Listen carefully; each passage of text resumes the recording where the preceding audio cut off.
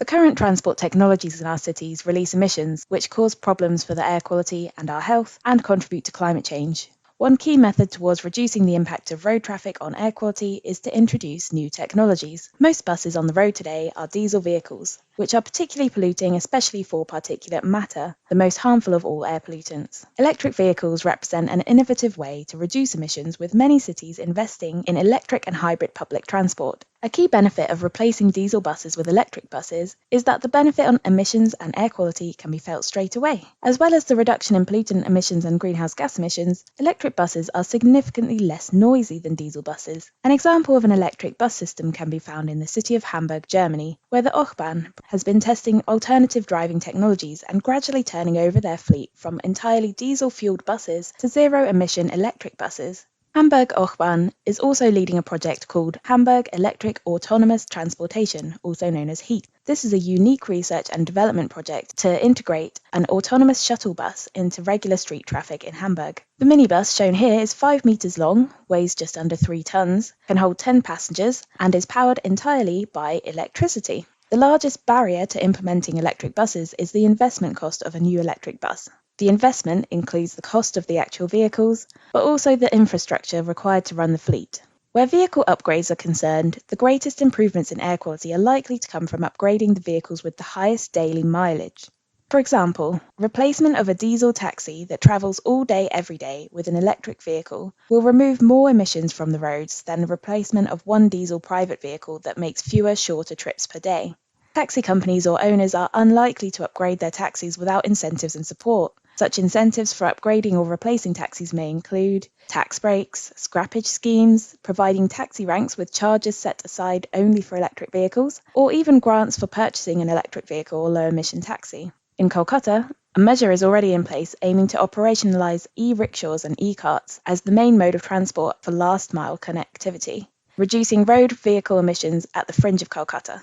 Another new technology to consider is that of e-bikes and e-scooters, which are proving popular with trials in many cities. These bikes can transport heavy loads and can use paths that cannot be accessed by motor vehicles, and therefore can reach almost all destinations. They also generate little noise and no exhaust emissions, meaning they can be used during unsociable hours. E-delivery vehicles can be used for both commercial and private use.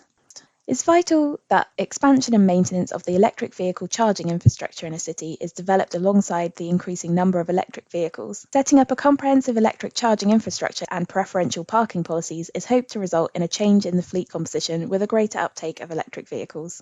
To encourage the use of electric charge points in a city, a mapping service can be employed to ensure that the locations of charging services are clear for users.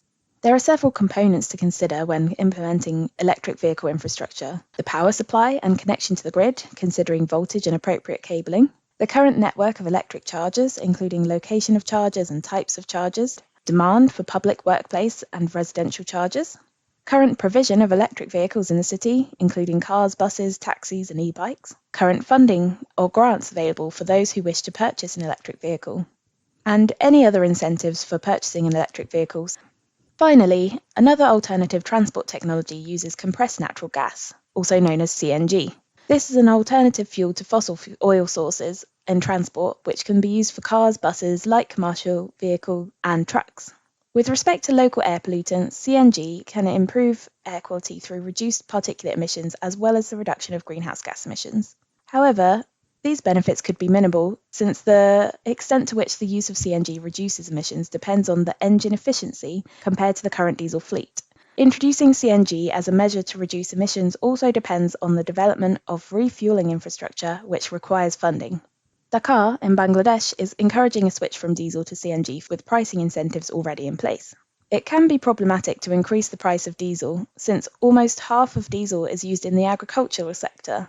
But a potential solution to this is the introduction of a measure to subsidise CNG conversion equipment for all diesel vehicles. Conversion of vehicles to run on CNG has largely contributed to reductions of particulate emissions in Dhaka. A 2011 study estimated that 4,260 premature deaths have been avoided in Dhaka through conversion to CNG. The development and implementation of established and new technologies can play a key role in reducing emissions from transport, working toward a greener fleet and the goal of making breathable cities.